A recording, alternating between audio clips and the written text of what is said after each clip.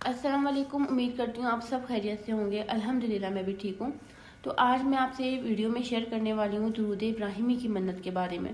آپ سب نے جانا ہوا ہوگا، سنا ہوا ہوگا، عمل بھی کیا ہوا ہوگا کہ درود ابراہیمی کی منت سے کافی سارے لوگوں کی مرادیں پوری ہوئی ہیں، رکے ہوئے کام پورے ہوئے ہیں، اور کافی ساری چیزیں جو ہم دل میں تمنا کرتے ہیں کہ یہ کام ہماری زندگی میں ہو جائے جو رکا ہوا ہے، تو کوشش کریں کہ درود ابراہیمی پڑھیں۔ اور اس پاک مہینے میں جو چل رہا ہے رمضان کا مہینہ، آپ یقین کریں رمضان کے مہینے میں اتنی رحمتیں برستی ہیں، اتنی یہ مہینہ ایسا ہے کہ اللہ پاک ہماری ہر جائز دعا کو قبول کرنے میں ہماری ہیلپ کرتے ہیں۔ تو درود ابراہیمی کی منت ایسی ہے کہ آپ جس مقصد کے لیے بھی چاہیں گے، جس مقصد کے لیے بھی مانگیں گے، انشاءاللہ تعالیٰ اگر آپ کے حق میں وہ اچھا ہوا، آپ کے حق میں بہتر ہوا، تو انشاءاللہ تعالیٰ اللہ پاک آپ کی دعا ضرور سنیں گے۔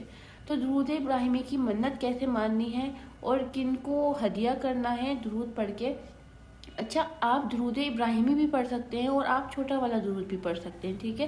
لازمی نہیں ہے آپ کو درود ابراہیمی ہی پڑھنا ہے۔ اچھا ہوگا درود ابراہیمی پڑھیں گے، کوئی اس میں نہیں ہے، کیونکہ درود تو درود ہی ہوتے ہیں نا۔ تو درود کی جو فضیلت ہوتی ہے وہ ہم بیان نہیں کر سکتے، ہم سوچ نہیں سکتے، ہم تصور نہیں کر سکتے کہ ہم جتنے درود پڑھتے جائیں گے اتنی ہماری پریشانیاں حل ہوتی چلی جائیں گی۔ استغفار کا آپ نے سنا ہوگا، درود کا سنا ہوگا۔ تو آپ کوشش کریں اس رمضان کے مہینے میں جو بھی آپ کا مسئلہ اٹکا ہوا ہے، آپ درود ابراہیمی کی منت مان لیں، تو یقین کریں آپ کے سارے مسئلے حل ہو جائیں گے اللہ پاک کی رضا سے۔ اچھا جی، درود ابراہیمی کی منت کس طریقے سے ماننی ہے وہ میں آپ سے شیئر کرتی ہوں۔ اس کے بعد میں آپ کو ایک واقعہ بھی سناؤں گی۔ جنہوں نے درود ابراہیمی کی منت مانی تھی بہت زیادہ پریشان تھی، بہت زیادہ پریشان تھی کہ میں بتا نہیں سکتی آپ کو۔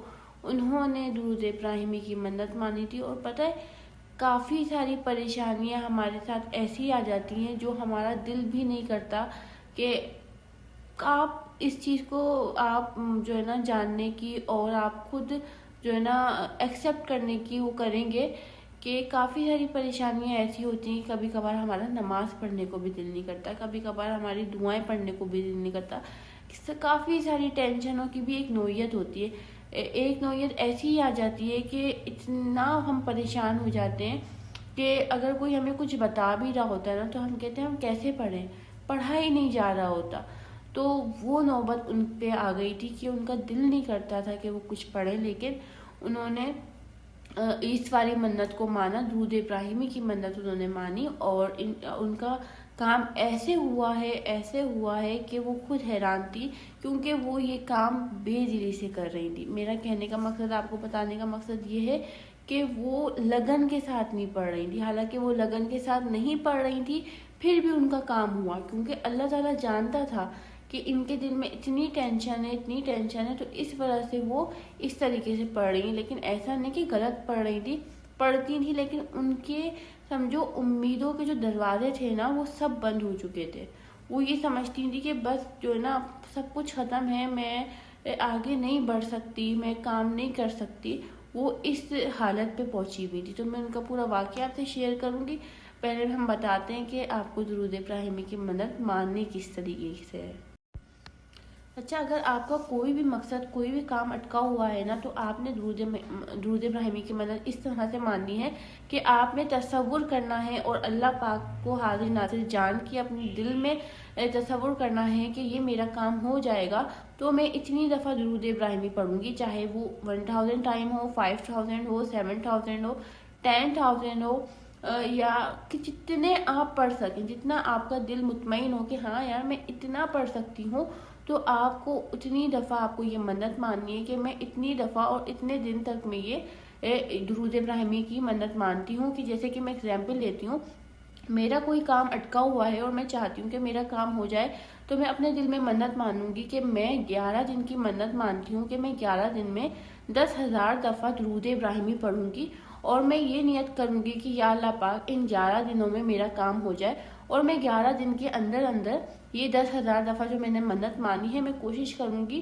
کہ میں پوری کر لوں۔ کوشش کیا، پورے کرنا پڑے گا، کیونکہ ہمیں اتنا ہی ماننا ہے جتنا ہم کر سکیں، ٹھیک ہے؟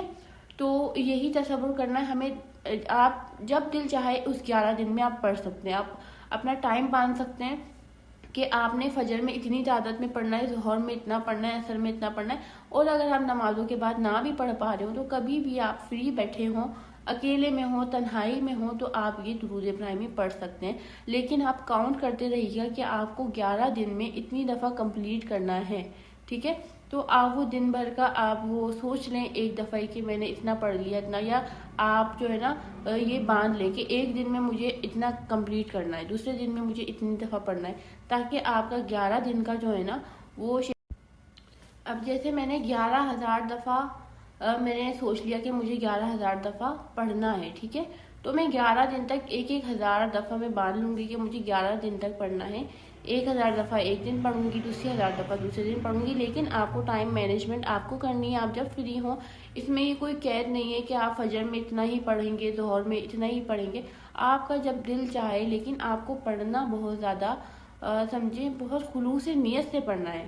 ٹھیک ہے، آپ کے سارے مسئلے حل ہو جائیں گے. بے اولادی، اگر آپ کی اولاد نہیں ہے تو آپ پڑھ سکتے ہیں.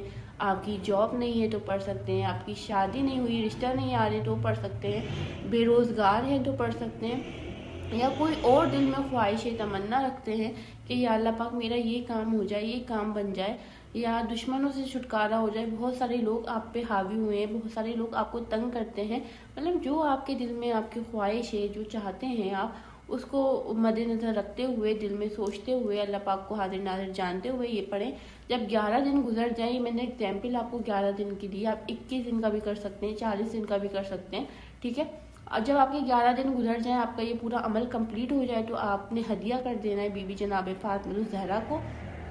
پہلے حضرت محمد صلی اللہ علیہ وسلم کو آپ ہدیہ کرتے ہیں کہ جو میں نے اتنی دفعہ اتنی تعداد میں نے درود ابراہیمی پڑھا ہے، یا کوئی سا بھی آپ نے درود پڑھا ہے، تو میں ان کو ہدیہ کرتی ہوں.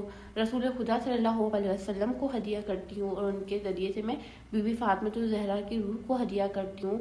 ان کو یہ میرا تحفہ پہنچے اور ان کے وسیلے سے میری یہ مراد پوری ہو جائے یا اللہ تعالیٰ. تو آپ مطلب اس طریقے سے آپ نے منت مان لینی ہے، آپ نے یہ سب چیزیں پڑھ لینی ہے.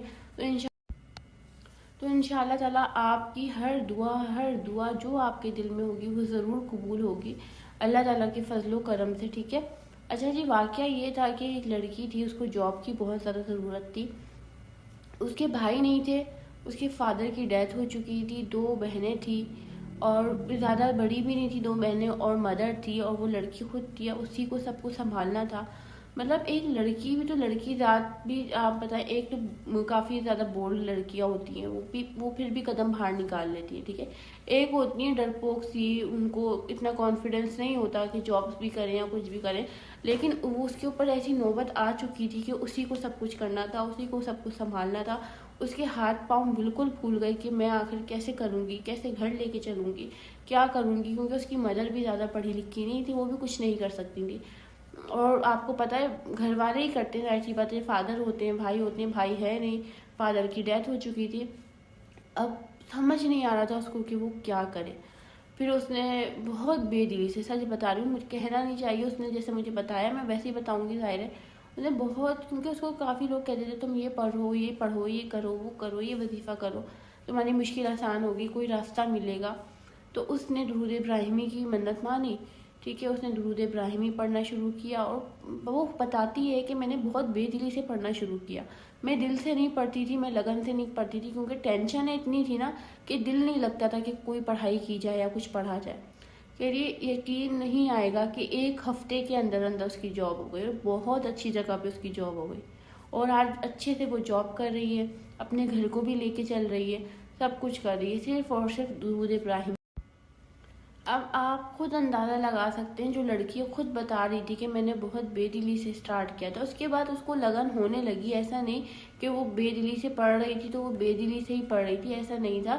لیکن وہ کہتی تھی جب میں نے سٹارٹ کیا تھا نا، مجھے کوئی آس نہیں تھی، کوئی امید نہیں تھی، میں نے بہت بے دلی سے سٹارٹ کیا تھا. اس کے بعد آپ خود سوچیں، آپ خود تصور کریں کہ جب اس لڑکی نے بے دلی سے پڑھا اور وہ اپنے مقصد میں کامیاب ہو گئی، تو آپ جو بھی ان چیزوں کو ڈھونڈتے ہیں، بلکہ تلاش کرتے ہیں، اپنے مسئلوں کے حل تلاش کرتے ہیں کہ ہم یہ کریں تو کاش ہمارا یہ کام ہو جائے، تو جب آپ دل سے کریں گے تو کیوں نہیں ہوں گے آپ کے کام، آپ کا سارے کام ہوں گے۔